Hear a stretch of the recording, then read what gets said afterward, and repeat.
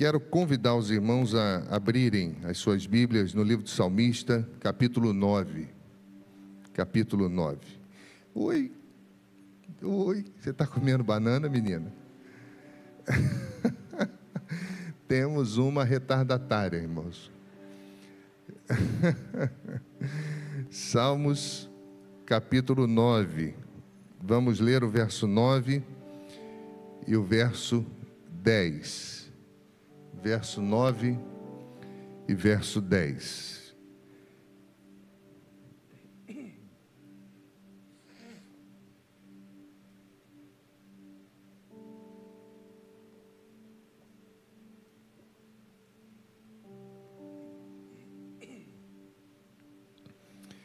Diz assim: o Senhor é refúgio para o oprimido, refúgio em tempos de angústia. Em ti, pois, confiam os que conhecem o teu nome, porque tu, Senhor, não desamparas os que te buscam. Porque tu, Senhor, não desamparas os que te buscam. Vamos orar? Obrigado, Senhor. Mais uma vez, nós temos o privilégio de abrir as Escrituras e também o nosso coração. Temos o privilégio de nos reunir para cantar, para congregar, para nos abraçar, como fizemos agora há pouco como igreja. E isso é tão importante, Senhor. E agora, quando nós damos à Bíblia, Deus, esse destaque necessário, ainda maior, nós queremos pedir ao Senhor, que o Senhor direcione o nosso coração, que o Senhor fale ao nosso coração, no nome de Jesus, amém. Quem conhece, confia. Um dos maiores motivos da desconfiança é a falta de conhecimento.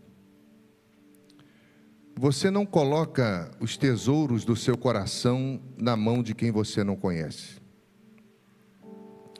Você não conta os segredos do seu coração para quem você não conhece. Porque se você não conhece, logo você não tem os requisitos necessários para saber se essa pessoa é digna da sua confiança ou não. Se essa pessoa tem os atributos necessários, a dignidade necessária, o caráter necessário, para que você confie a ponto de abrir os tesouros da sua alma e entregar a essa pessoa. Uma das grandes dificuldades que nós temos visto no relacionamento com Deus também está nesse campo. As pessoas não conhecem mais a Deus, ou conhecem um Deus, muitas vezes,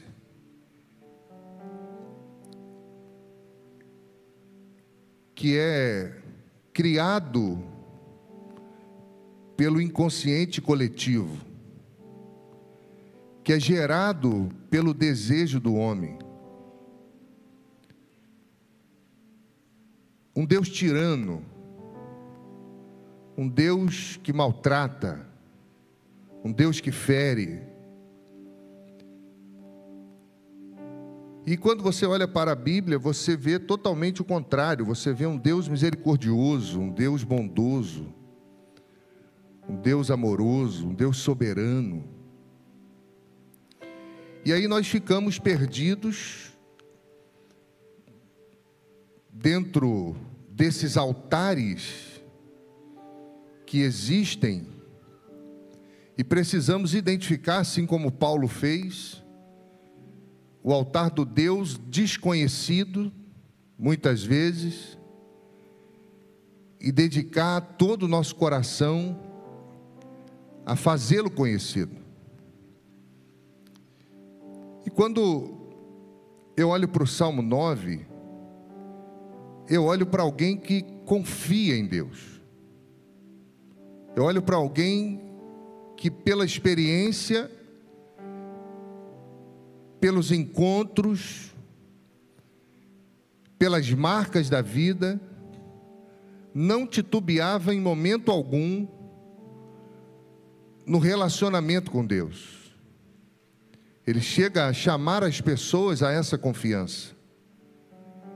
Ele aponta para as dificuldades da sua humanidade, para os inimigos que o cercavam, mas em momento nenhum ele vai titubear naquilo que é necessário para um relacionamento com Deus. E tudo começa no coração. O Salmo 9 é muito interessante, porque ele começa com Davi dizendo: eu te louvarei, Senhor, de todo o meu coração. Isso aqui me chamou muito a atenção, porque todo o coração de Davi está tomado.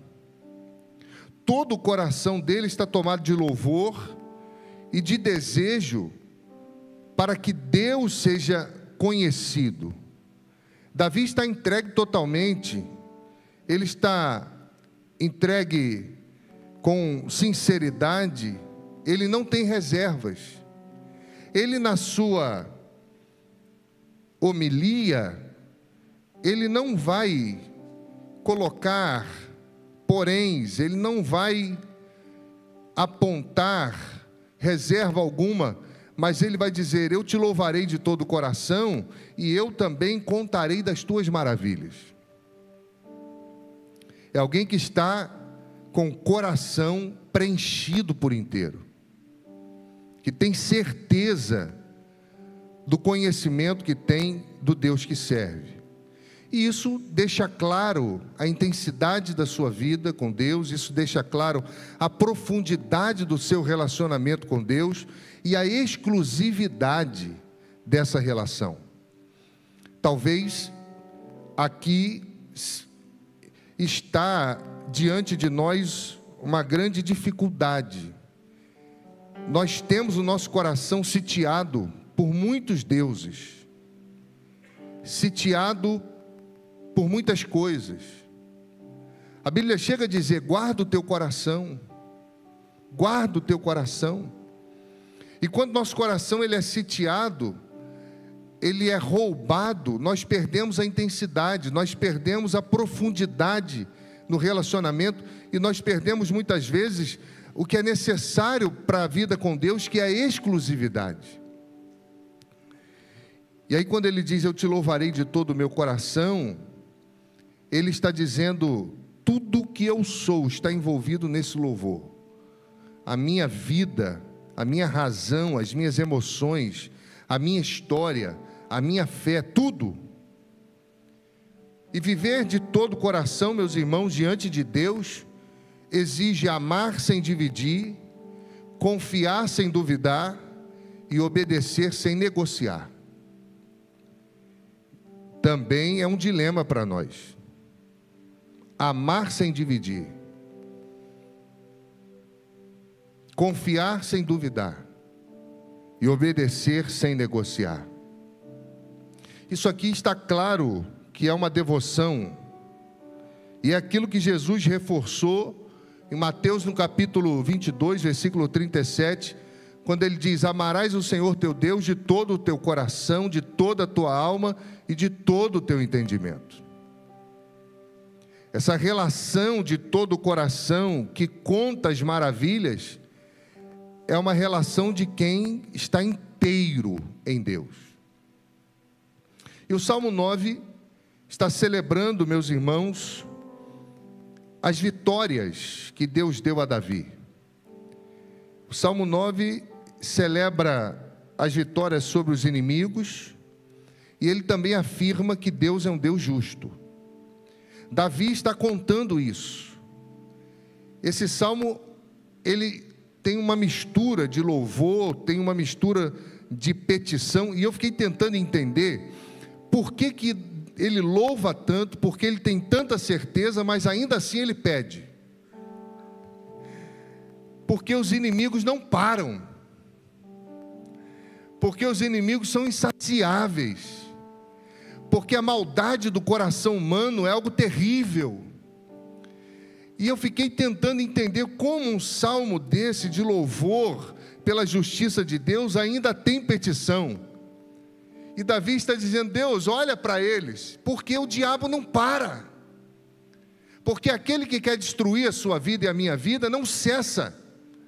E Davi também vivia isso, mesmo no meio desse furacão todo, ele conseguia enxergar a bondade de Deus, e ele louvava, reconhecendo a misericórdia de Deus, reconhecendo que Deus agia como juiz, um juiz justo, que castigava o ímpio, mas protegia aqueles que eram afligidos, os aflitos. E o salmo está refletindo uma realidade de um povo que está buscando segurança em meio a uma opressão, em meio à injustiça e em meio à violência. Não é muito diferente daquilo que nós vivemos.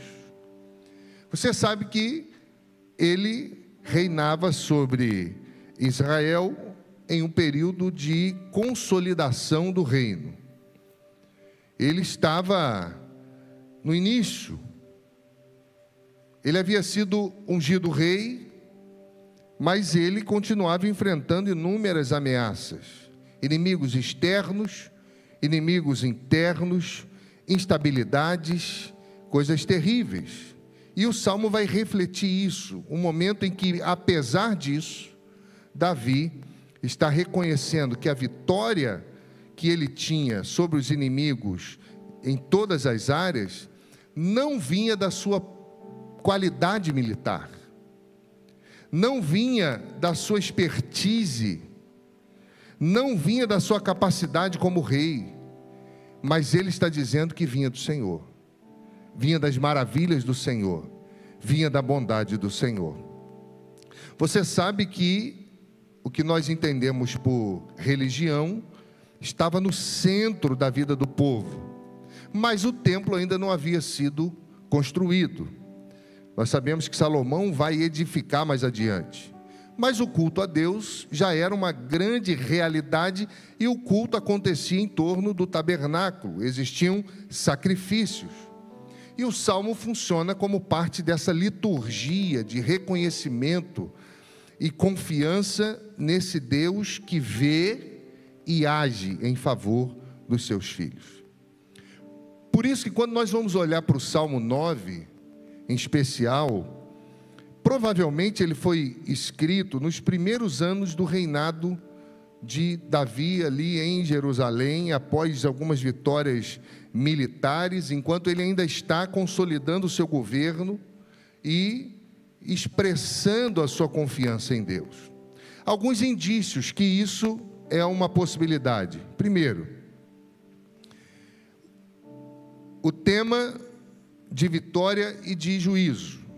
Ele está celebrando livramentos e também está celebrando a destruição dos ímpios. Do verso 5 e verso 6, ele está reafirmando que Deus está, de fato, afirmando o seu reino. O foco na justiça de Deus, que também é refúgio para os oprimidos, um coração pastoral e justo, que Davi está expressando como um rei segundo o coração de Deus. E terceiro indício é que Sião é um lugar central dentro dessa ideia. Indica que Jerusalém já havia se tornado um centro político, espiritual. Isso situa o salmo após a conquista da cidade pelos jebuseus, ali em 2 Samuel capítulo 5, por volta de 1003 a.C. Então, quando você vai olhar todo esse escopo, você vai perceber que Davi está começando muito bem, que Davi está na rota certa. Ele tem um aparato militar, ele tem força, ele tem conquistas extraordinárias, mas ele permanece deixando Deus aonde Deus deveria estar. Ele permanece aonde ele também deveria estar. E isso é imprescindível para a nossa vida. Por isso, esse salmo tem louvor pelas obras de Deus, tem louvor pela vitória sobre os inimigos, tem declaração de juízo de Deus como algo eterno. Deus reina eternamente e Ele estabelece o seu trono para julgar, e Ele julga com justiça, e Ele cuida daqueles que são oprimidos. Esse salmo também tem um convite à adoração e à confiança, porque mesmo olhando para isso tudo, Davi está convidando o povo a fazer o mesmo, a louvar e a confiar em Deus. E esse salmo, no meio do salmo, a partir do verso 13, ele vai pedir misericórdia e livramento. Foi o que eu não entendi muito bem, e eu fiquei tentando entender. Livramento da opressão, porque isso era algo contínuo do povo contra ele, e ele vai dizer: compadece-te de mim, Senhor, vê a aflição daqueles que me causam, daqueles que me odeiam. Davi consegue ter uma postura como essa no meio de um povo onde alguns o odiavam, e ele sabia. E ele sabia. E ele continua olhando para Deus, ele não olha para eles, mas ele continua pedindo. Por mais que ele louve, adore, exalte, celebre, ele para e fala: Senhor, continua comigo aqui, não deixa eu perder o rumo não, mas cuida disso aqui, porque eu sei muito bem o que está acontecendo. E o salmo também tem confiança que Deus é justo, porque ele diz que os ímpios caem nas suas próprias armadilhas, e Deus não abandona os pobres, os necessitados. E no final ele vai clamar por uma justiça divina, né? Vai apelar para que Deus julgue as nações, lembrando aos homens que eles são humanos. E aí, quando eu olho para isso tudo, em meio às lutas, Davi, ele está encontrando refúgio em Deus, está convidando o povo para adorar a Deus publicamente. Ele está clamando por misericórdia, está reafirmando que o Senhor jamais se esquece daqueles que são necessitados, mesmo quando o mundo parece ser injusto, mesmo quando a injustiça é cruel, mesmo quando aos nossos olhos não há justiça. Davi consegue ter uma leitura perfeita da vida com Deus. Quem conhece a Deus confia. Dietrich Bonhoeffer, ele tem uma frase que diz que onde a justiça falha, a graça de Deus se levanta como consolo. Onde a justiça falha, a graça de Deus se levanta como consolo. Esse homem foi morto por Hitler, foi pastor naquele tempo.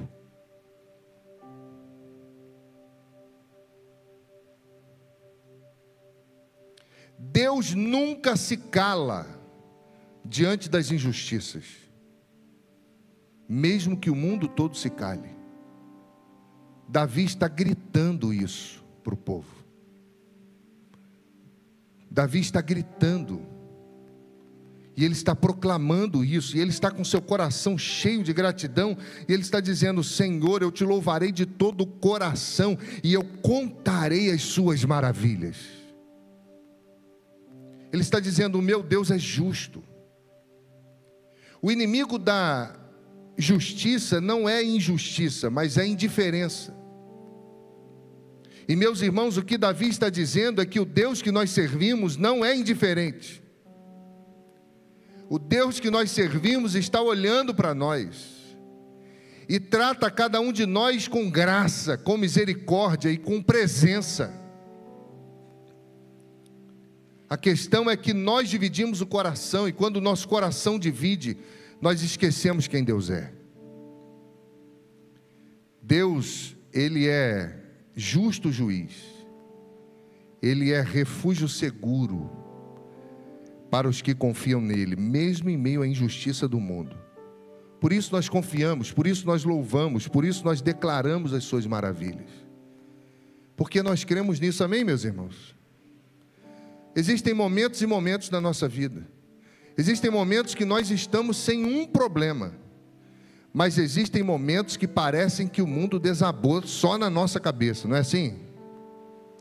Existem momentos que parecem que tudo é oásis. Mas existem momentos que parece que tudo é deserto. Parece que o mundo conspira e parece que não existe ninguém mais no mundo, só nós. Mas o Deus que nós servimos é justo. E Ele é refúgio seguro para aqueles que confiam nele. E aí Tozer tem mais uma frase interessante, né? Ele diz que os que se refugiam em Deus não são poupados da tempestade, mas estão seguros no meio dela. Deus nunca vai impedir que ela chegue, mas Ele vai nos proteger aonde quer que nós estejamos. Mesmo que seja dentro de uma fornalha, Ele vai entrar com a gente. Isso é vida cristã, irmãos, isso é vida com Deus. Porque o mundo foi criado com ordem, justiça, nós sabemos disso. E o Salmo 9 reafirma que Deus ainda sustenta essa ordem e essa justiça, mesmo em meio ao mundo caído. O mundo caiu, mas Deus permanece de pé. Desde o Éden, Deus ele é apresentado como soberano, como justo, como bom. É só você ler Gênesis capítulo 1 e capítulo 2. E o Salmo 9 vai afirmar que o Senhor está entronizado para sempre. Ele estabeleceu o seu trono para julgar. Deus está no centro de tudo. Ele está assentado no trono.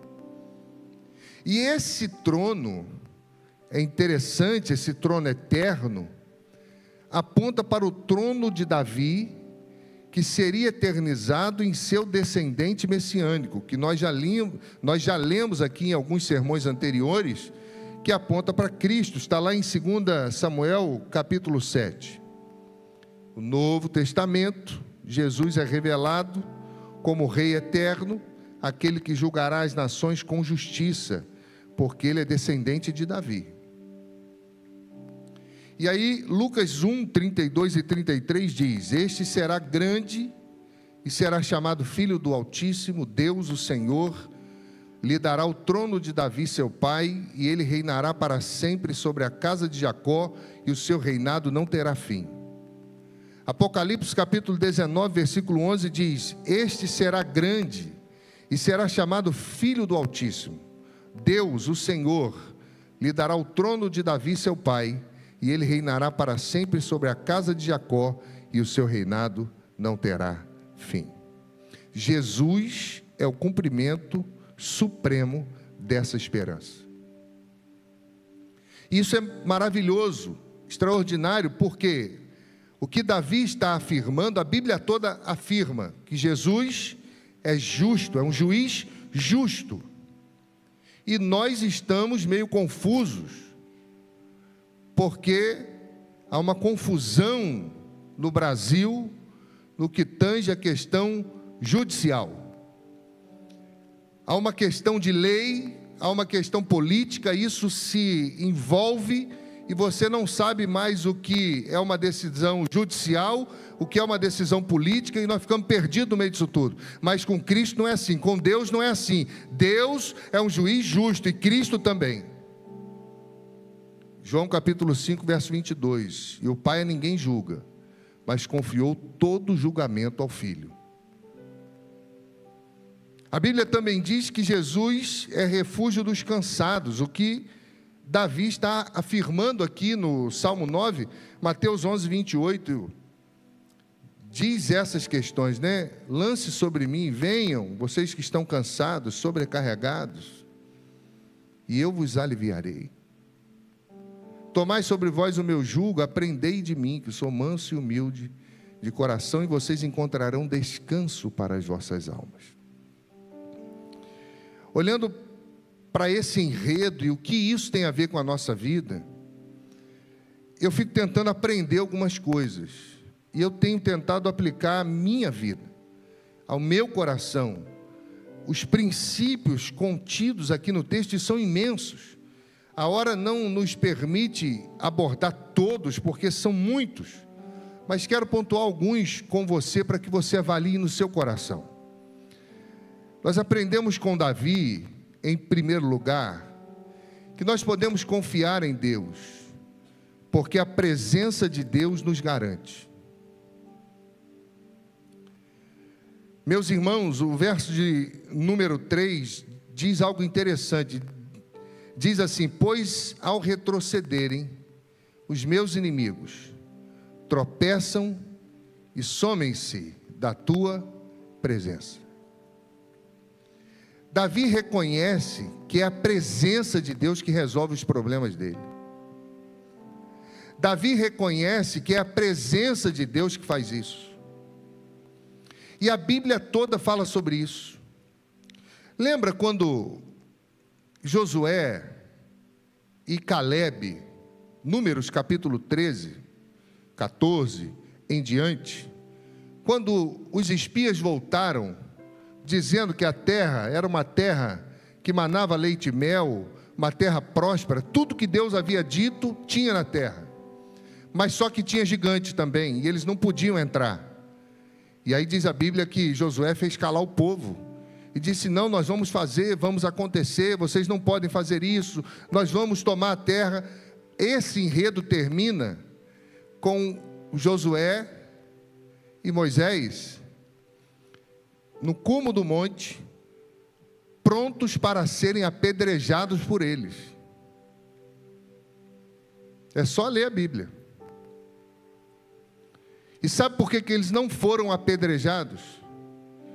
Porque diz a Bíblia que a glória do Senhor os protegeu. O que aconteceu lá, aconteceu com Davi e acontece com você e comigo. É a presença de Deus que nos garante, que nos dá vitória.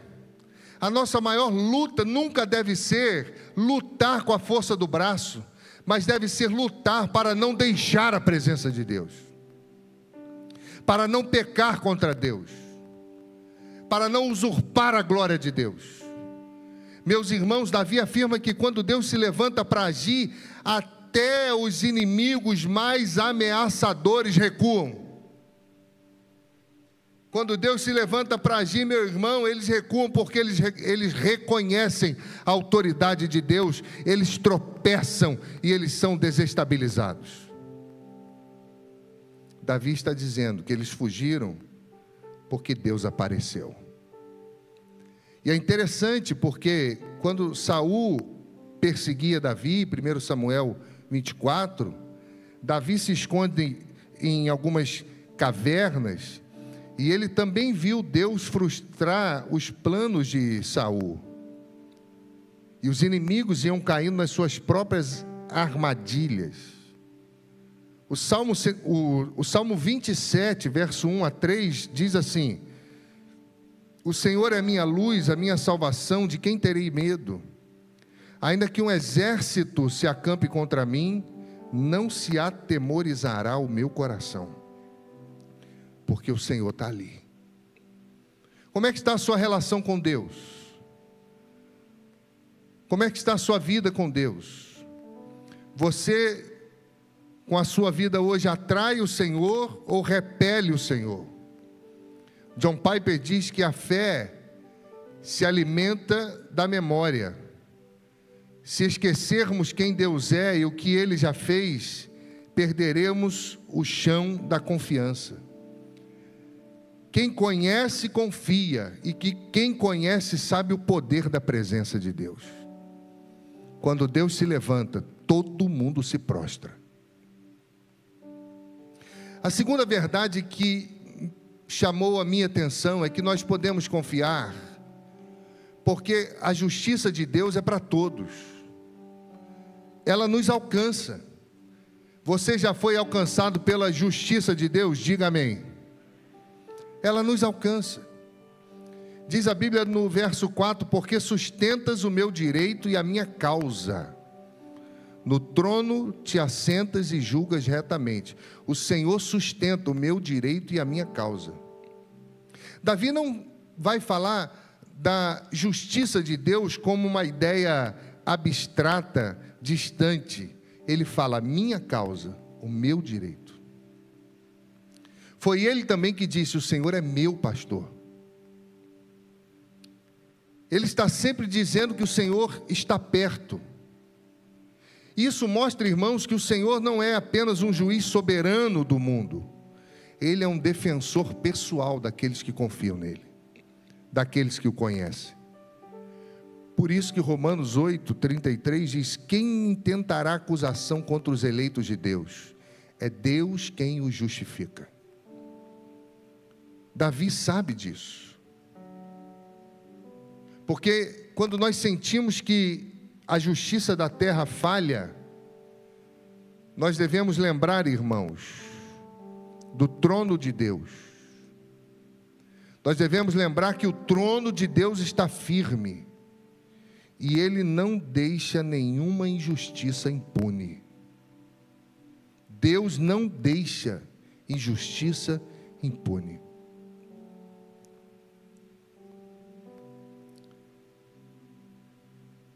E eu olho para a Bíblia e eu vejo Jesus falando exatamente isso. Sabe por que Ele não deixa? Porque Ele nos conhece. João capítulo 10, verso 14. Eu sou o bom pastor, conheço as minhas ovelhas, e elas me conhecem. Você conhece o seu Deus? Você tem condições de dizer, como Davi disse: eu te louvarei de todo o coração, e eu contarei das tuas maravilhas. Você tem condições de dizer: a tua justiça me alcança, mesmo em um mundo de injustiça. A justiça de Deus não falha. Deus é justo, por mais que não seja no tempo que você pense, mas ela vai vir, porque Deus age com justiça. A terceira questão que me chama a atenção no Salmo de número 9, que eu aplico à minha vida e compartilho com os irmãos, para que possamos pensar, que nós podemos confiar, porque nele nós encontramos refúgio em tempos difíceis. Quantas vezes você só teve o Senhor? Quantos e quantos momentos da vida você olha para o lado e a única pessoa que você consegue enxergar é o Senhor? Verso 9 e 10, o rei Davi disse: o Senhor é também alto refúgio para o oprimido, refúgio nas horas de tribulação. Em ti, pois, confiam os que conhecem o teu nome, porque tu, Senhor, não desamparas aqueles que te buscam. O Senhor nos refugia em tempos difíceis. Porque é fato, meus irmãos, que todos nós enfrentamos momentos de dor, de medo, de solidão, de injustiça. E nessas horas, nós precisamos olhar para Deus e somos lembrados pelo Salmo que Deus é nosso maior amigo e Ele é mais do que um abrigo, Ele é refúgio. É um lugar onde os ventos não nos alcançam, onde as vozes opressoras se calam e é onde a alma encontra descanso. É em Deus. Davi diz que nesse ambiente de homens cruéis, nesse mundo cruel que nós vivemos, existe sim um lugar de descanso para a nossa alma. Existe sim um lugar seguro para a nossa alma. É aos pés do Senhor. Mas Ele não está de fato, de maneira nenhuma, ignorando as dores da vida. De maneira nenhuma Davi está ignorando os reveses da vida. Mas o que me deixa extremamente feliz e maravilhado é perceber que ele não correu para as dores, ele correu para alguém maior do que as dores. Para onde você tem corrido quando a tempestade bate à sua porta? Em meio à perseguição, fugindo, se escondendo de Saul, Davi orou. E diz a Bíblia, no Salmo 57, versículo 1, que a oração dele foi: tem misericórdia de mim, ó Deus, tem misericórdia, pois em ti a minha alma se refugia, à sombra das tuas asas me abrigo, até que passem as calamidades. Que coisa linda, irmãos. Como nós podemos encontrar abrigo nesse Deus? Como nós podemos, mesmo em meio às dores da vida, correr para Deus, conhecer a Deus e fazê-lo conhecido? E eu quero citar mais uma frase de Tozer, que ele diz que um coração que aprendeu a se esconder em Deus jamais é deixado sem consolo. Jamais.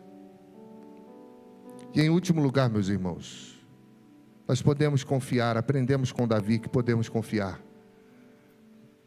porque Deus sempre intervém no tempo certo. Sempre. Verso 19 e 20, ele vai concluir o salmo. E a oração dele é: levanta-te, Senhor. Não deixa que os mortais prevaleçam.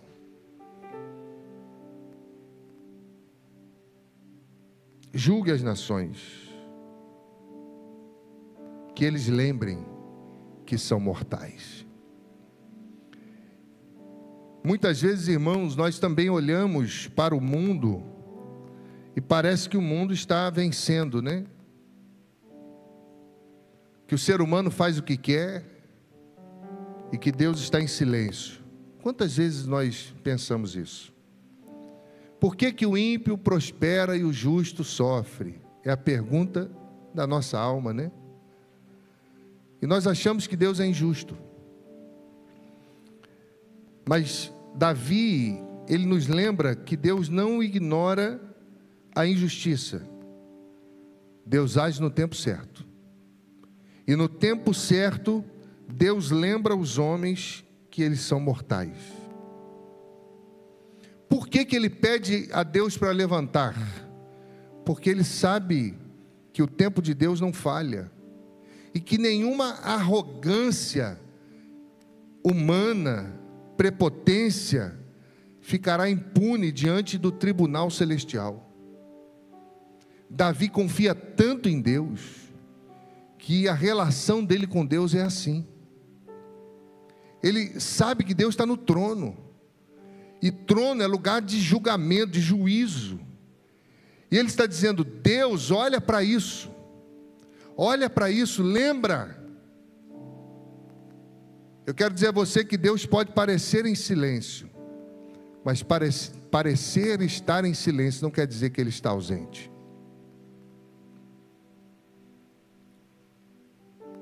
E quando você olha para a história maior da Bíblia, um exemplo é a libertação do Egito, né? O povo foi oprimido por 200, 300 anos. O povo ficou no Egito por 400 anos. Mas a escravidão, 200, 300 anos.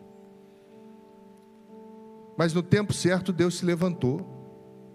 E quando Deus se levantou, Ele envergonhou os deuses dos egípcios. Ele julgou o faraó. Ele libertou Israel da mão poderosa deles. E começou uma nova história com o povo, no meio do deserto. No meio do nada, Deus fez brotar água. No meio do nada, Deus alimentou o povo. No meio do nada, Deus cuidou do povo. Deus fez com que as roupas não se desgastassem.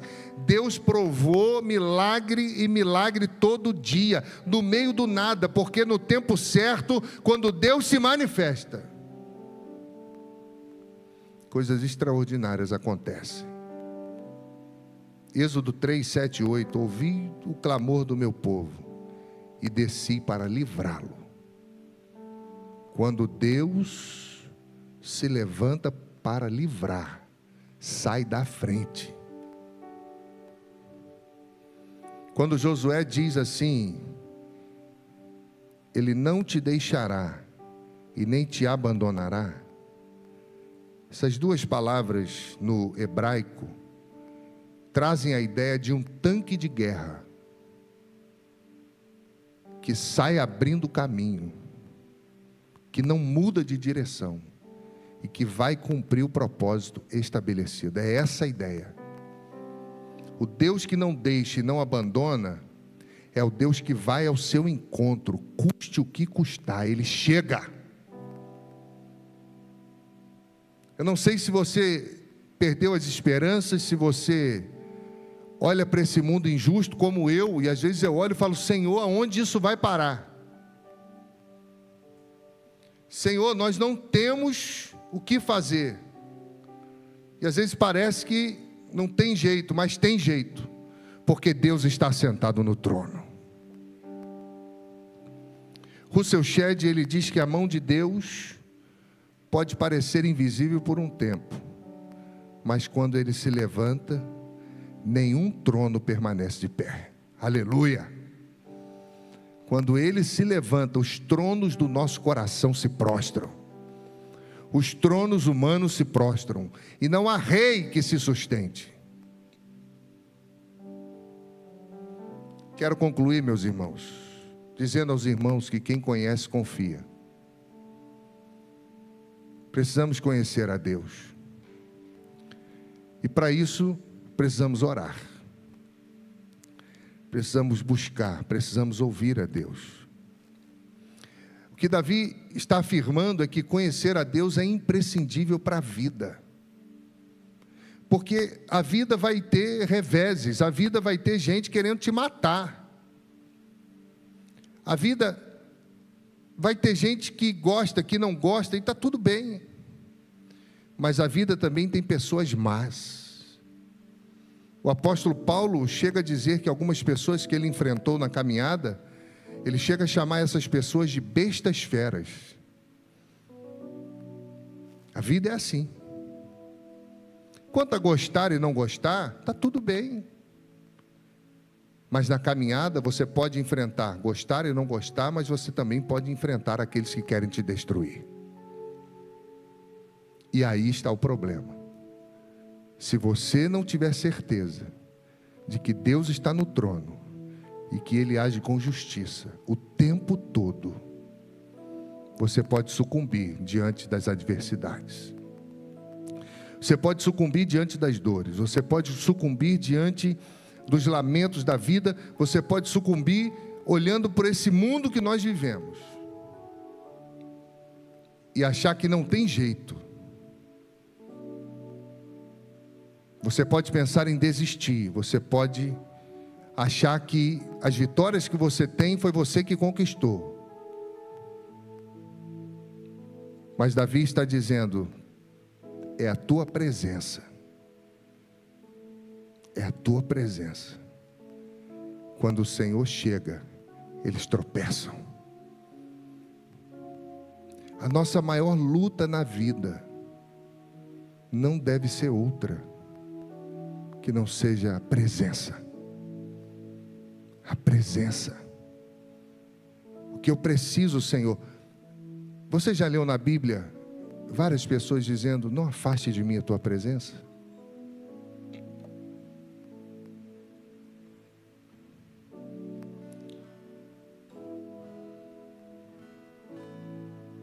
Salomão pedindo sabedoria, presença.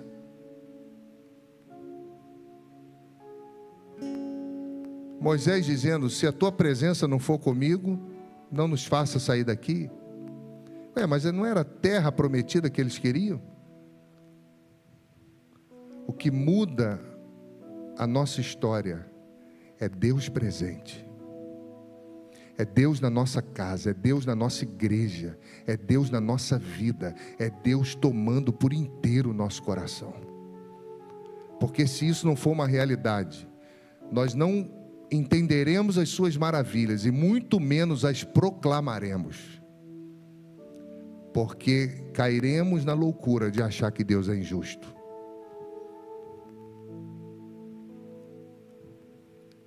Certa vez,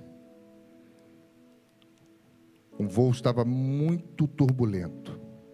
Eu já peguei um voo assim,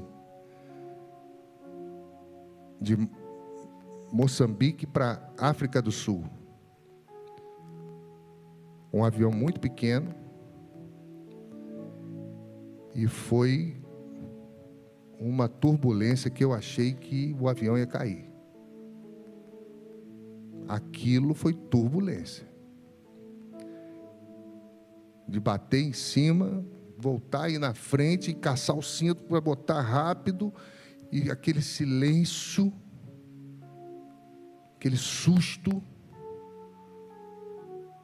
Não é turbulência de tremer o avião, não. Turbulência. Quando pousamos, todo mundo bateu palma, mas todo mundo com medo. E uma turma que estava comigo falou assim: eu quero ver esse piloto, eu vou pegar ele. Um voo mais ou menos assim. Uma turbulência violenta. Alguns em pânico, outros chorando.